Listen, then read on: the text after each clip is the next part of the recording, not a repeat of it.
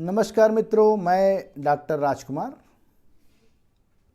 हिंदी नवजीवन channel में आप लोगों का पुनः स्वागत करता हूं। बीए प्रथम सेमेस्टर हिंदी काव्य की हम लोग क्रमशः व्याख्या कर रहे हैं। आज हम लोग जिस चीज़ की व्याख्या करेंगे वह अमीर खुसरो के प्रसिद्ध दोहे हैं जो हर कंपटीशन में बार बार पूछे जाते हैं। आइए आज हम लोग अध्ययन करते हैं अमीर खुसरो की दोहे की व्याख्या। ये बड़ा प्रसिद्ध है। बीए के बच्चे हम लोग कापियाँ चेक करते हैं तो देखते हैं उल्टा सीधा लिख देते हैं, लेकिन एक बार आप अर्थ पढ़ लेंगे तो हमेशा के लिए आपको इसका अर्थ याद रहेगा। गोरी सोए सेज पर मुख पर डाले केस, चल खुसरो आपने रैन भई चहुदेस।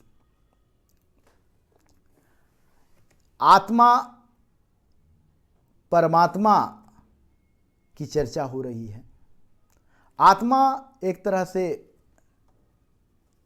अपने आप से कह रही है, ईश्वर से कह रही है कि जीवन का संध्या काल धीरे धीरे बीत रहा है।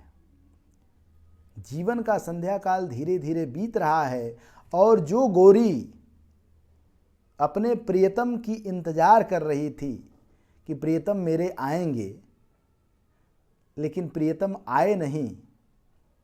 ठीक है, प्रियतम आए नहीं क्योंकि अब संध्या हो चुका है। वह धीरे धीरे थक चुकी है और थक के अंत में अपने मुख पर केश डाल के, केश जो है अपने मुख पर डालने का अर्थ ये हो चुका है कि वह एक तरह से अब मुक्त हो चुकी है कि लग रहा है प्रियतम आएंगे नहीं। फिर कवि कहते हैं कि चल खुसरो घर आपने। घर अपना कौन है? वही ईश्वर का घर। कहते हैं कि हे आत्मा रूपी जो स्त्री है, वह कहती है कि अपने प्रियतम की याद करते करते मुख पे केश डाल के सो चुकी है। केश डालने का अर्थ है निराश हो चुकी है। और मीर खुसरो कहते हैं कि अब अपने घर चलने की जरूरी है। रैन भई चहुदेस, क्योंकि चारों तरफ अंधेरा छा गया है। अर्थात अब इस संसार में हमारा रहने का समय खत्म हो चुका है। अब इस संसार से पूरा संबंध धीरे धीरे समाप्त हो चुका है। अतः मैं अपने प्रियतम रूपी ईश्वर के घर अस्थाई जा रही हूँ, क्योंकि मेरी जीवन की संध्या वेला समाप्त हो चुकी है। समाप्त मतलब आत्मा परमात्मा के पास वापस लौटकर जा रही है। आगे बढ़ते हैं, ध्यान रखिएगा। इसकी भाषा खड़ी बोली है, छंद दोहा है, रस शांत है। उसके बाद अलंकार में रूपक अलंकार विशेष रूप से है। आगे बढ़ते हैं।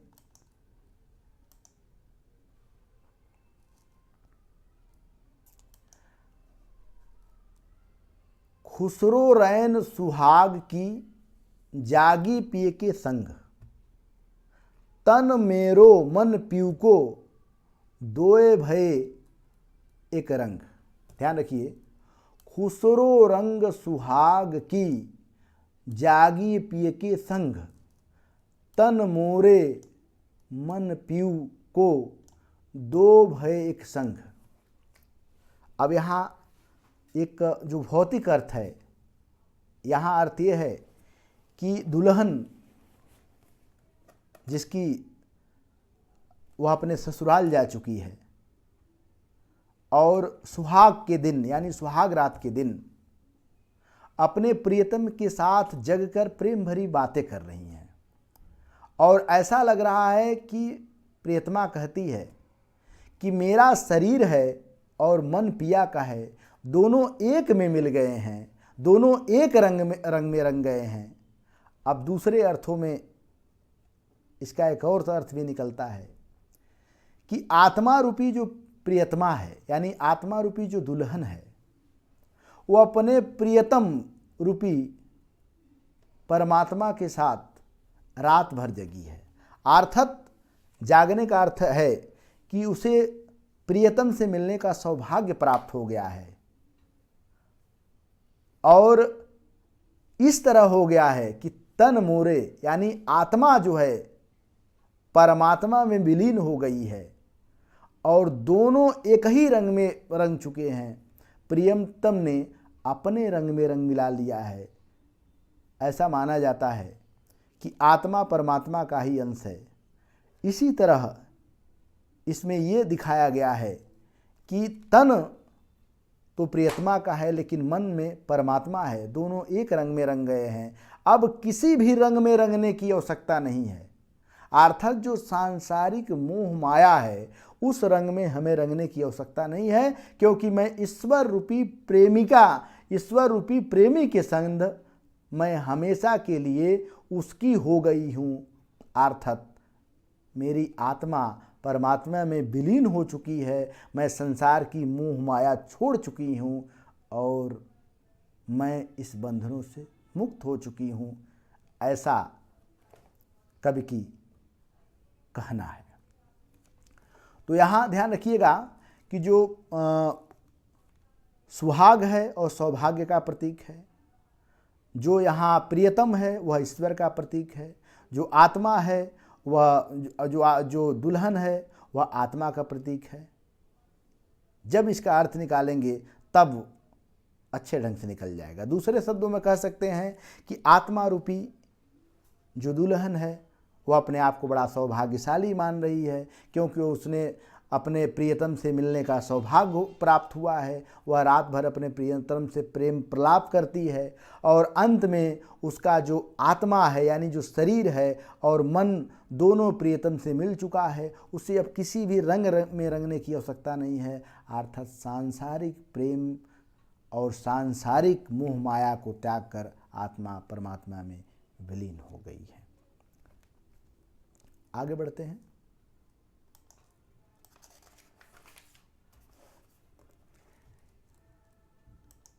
देख को अपने हाल को रोऊं जार ओ जार, वे गुणवंता बहुत हैं हम हैं अवगुणहार। कहने का अर्थ यह है कि जब बच्चे का जन्म होता है तो वह गुणविहीन होता है, उसमें किसी तरह का अवगुण नहीं होता है। इसी तरह जब व्यक्ति का जन्म होता है यानी परमात्मा से जब आत्मा विछुड़ती है, जीव के रूप में धारण करती है, तो उसमें किसी तरह का कोई कलंक नहीं रहता है। वह तमाम गुणों से युक्त होती है, क्योंकि ईश्वर का अंश होता है ये शरीर। लेकिन इस सांसारिक मोह माया में आकर इतने दुर्गुणों से मोह माया द्वेष में फंस जाती है आत्मा, और आत्मा यह कहती है कि ईश्वर तो सर्वगुण संपन्न है और मेरे अंदर तो अनेक अवगुण है, अनेक दोष है, पता नहीं वह ईश्वर मुझे अपनाएगा कि नहीं अपनाएगा। दूसरे अर्थों में कभी इस संसार में आकर ईश्वर से बिछुड़ने से के बाद जन्म लेकर संसार में आया है और संसार के अवगुणों से मोह माया काम क्रोध में इतना लिप्त हो गया है कि वो अपनी हाल दशा में रोता है कि मैंने कितना पाप कर दिया और पता नहीं ईश्वर मेरे साथ क्या करेंगे। क्योंकि ईश्वर वे गुणवंता बहुत हैं, क्योंकि ईश्वर तो गुणों का खान है और मैं अवगुण की खान हूँ, मैं अवगुणों से भरी हुई हूँ। पता नहीं ईश्वर मेरे दोष को स्वीकार करेगा कि नहीं करेगा। यह सोचकर आत्मा जार बेजार रो रही है। भाषा खड़ी बोली उर्दू मिश्रित है, रस शांत है, छंद दोहा है। इतना आप विशेष में लिख सकते हैं। आगे बढ़ते हैं। चकवा चकवी दो जने उनको मारे न कोई, इह मारे करतार कै रैन बिछोही होई। कवि कहता है कि कभी भी जो चकवा चकवी पक्षी होते हैं उनको नहीं मारना चाहिए। ये चकवा चकवी पक्षी है, नेट से सर्च करके आप लोग देख सकते हैं। कहा जाता है कि चकवा चकवी को कभी नहीं मारना चाहिए। यहाँ अमीर खुसरो कहते हैं कि अमीर खुसरो इसलिए कहते हैं कि जो चकवा चकवी पक्षी होते हैं वह रात होते ही एक दूसरे से बिछुड़ जाते हैं। उनको श्राप है, उनको ईश्वरीय श्राप है कि रात होते ही एक दूसरे से बिछुड़ जाते हैं, एक दूसरे से पीऊ पीऊ मिलने की रात भर कुहकते हैं और फिर दिन में एक दूसरे से मिलते हैं। ऐसी कथा चली आ रही है। यानी कहने का मतलब ये है कि कवि जैसे ये कहना चाह रहा है कि जो ईश्वर द्वारा ही शापित चकवा चकवी पक्षी हैं, जो रात में सभी प्रेमिका प्रेमिकी का मिलन होता है, एक दूसरे के साथ प्रेम से रात भर गुजारते हैं, लेकिन चकवा चकवी ऐसे हैं कि रात होते ही एक दूसरे से बिछड़ जाते हैं। तो बेचारे खुद जो बिछड़े रहते हैं रात भर, उनको कभी नहीं मारना चाहिए, क्योंकि उनकी मुलाकात केवल दिन में ही होती है। और कितनी सुंदर एक तरह से चकवा चकवी की विशेषता बताते हैं। इसीलिए इन पर दया करना चाहिए, इनको मारना नहीं चाहिए। चकवा चकवी दो जने, सीधा शब्दों में ऐसे लिख सकते हैं कि कवि का कहना है, अमीर खुसरो कहते हैं, अमीर खुसरो क्या कहते हैं कि चकवा चकवी पक्षी को कभी नहीं मारना चाहिए, क्योंकि उनको श्राप है कि रात होते ही एक दूसरे से बिछुड़ जाते हैं। इसलिए इनको नहीं मारना चाहिए, क्योंकि रात में ही प्रेमी प्रेमिका का मिलन होता है, लेकिन ये ऐसा प्रेमी प्रेमिका है कि रात में ही बेचारे बिछुड़ जाते हैं। इस तरह इस पक्षी को कभी नहीं मारना चाहिए, इन पे दया करना चाहिए। आशा है कि आप लोगों को दोहा बहुत अच्छी तरह से समझ में आया होगा। एक दोहा और है, सेज सूनी देख के रोऊं दिन रैन, पिय पिय कहती मैं पल भर सुख न चैन। कितनी अच्छी बात है कि सेज सूनी देख के रोऊं पिय पिय रैन, पिय पिय कहती मैं पल भर सुख न चैन। फिर वही जो यहाँ दुल्हन है वह आत्मा का प्रतीक है, जो पिया है वह परमात्मा का प्रतीक है। तो कवि कहना चाहता है कि मेरी जो आत्मा रूपी दुल्हन है, मतलब जो आत्मा रूपी दुल्हन है,